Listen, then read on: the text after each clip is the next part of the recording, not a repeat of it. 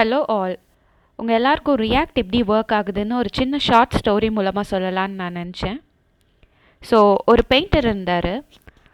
அந்த பெயிண்டர் என்ன ஒரு ட்ராயிங் கொடுத்தாலும் அப்படியே வரைஞ்சிடுவார். ஸோ எழுத சொன்னால் எழுதுவார், வரை சொன்னால் வரைவார்.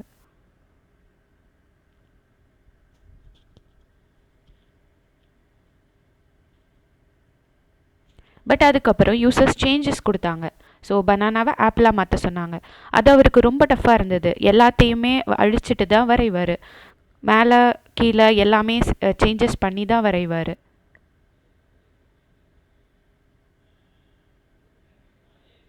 ஸோ ஒவ்வொரு வாட்டியும் நிறைய சேஞ்சஸ் வந்துக்கிட்டே இருந்தது. அவர் முழுசாக அழிச்சிக்கிட்டே தான் வரைஞ்சார்.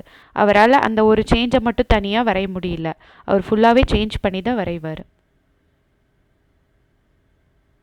ஸோ நிறைய சேஞ்சஸ் வரும்போது அவர் ரொம்ப மயங்கே விழுந்துட்டார். அவரால் வரையவே முடியல. ஸோ என்ன பண்ணுறதுன்னு யோசிக்கும்போது தான் ரியாக்ட் மெஷின் ஒரு மெஷின் ஹெல்ப்புக்கு வந்துச்சு.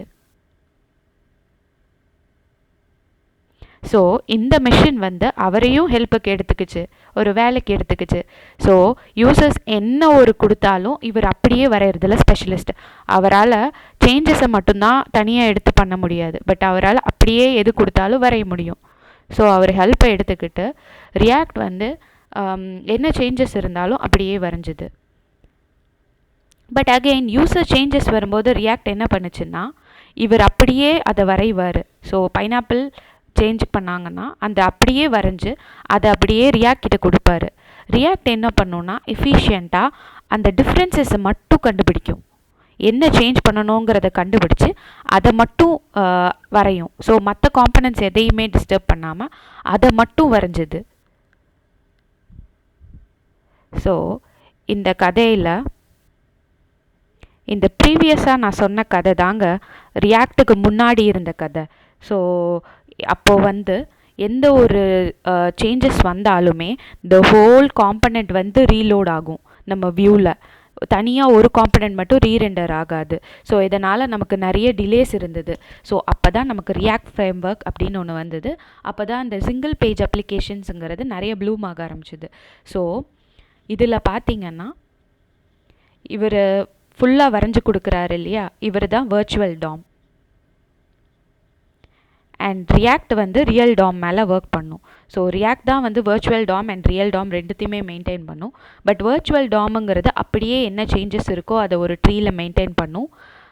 அந்த டிஃப்ரென்சஸை ரியல் டாமோட கம்பேர் பண்ணி அந்த டிஃப்ரென்சஸை மட்டும் ரீரெண்டர் பண்ணும். ஒரு பர்டிகுலர் காம்பனண்ட்டில் சேஞ்சஸ் இருந்ததுன்னா அந்த ஒரு காம்பனண்ட்டோட சேஞ்சஸை மட்டும் அது ரீரெண்டர் பண்ணும். மற்ற காம்பனன்ட்ஸ் எதையுமே டிஸ்டர்ப் பண்ணாது. ஸோ இதனால் நமக்கு ரெண்டரிங் டைம் ரொம்ப ரொம்ப ரொம்ப ரொம்ப கம்மியாச்சு. நம்ம அப்ளிகேஷன்ஸ் ரொம்ப எஃபிஷியண்ட் ஆச்சு. ஸோ இந்த ப்ராசஸ் தான் ரீகன்சைலேஷன் அப்படின்னு சொல்லி ரியாக்டில் சொல்கிறாங்க. இதனால தான் ரியாக்ட் ஃப்ரேம் ஒர்க் ரொம்ப ஃபாஸ்டராக இருக்குது compared to normal Tom manipulation. So இந்த ஸ்டோரி மூலமாக நீங்கள் எப்போவுமே இதை ஞாபகம் வச்சுக்குவீங்கன்னு நான் நினைக்கிறேன். ஸோ இதை நான் ஒரு ரியல் டைம் ஆப் க்ரியேட் பண்ணி இது எப்படி ஒர்க் ஆகுது அப்படின்னு உங்களுக்கு நெக்ஸ்ட் வீடியோவில் டெமான்ஸ்ட்ரேட் பண்ணி காமிக்கிறேன். தேங்க்யூ.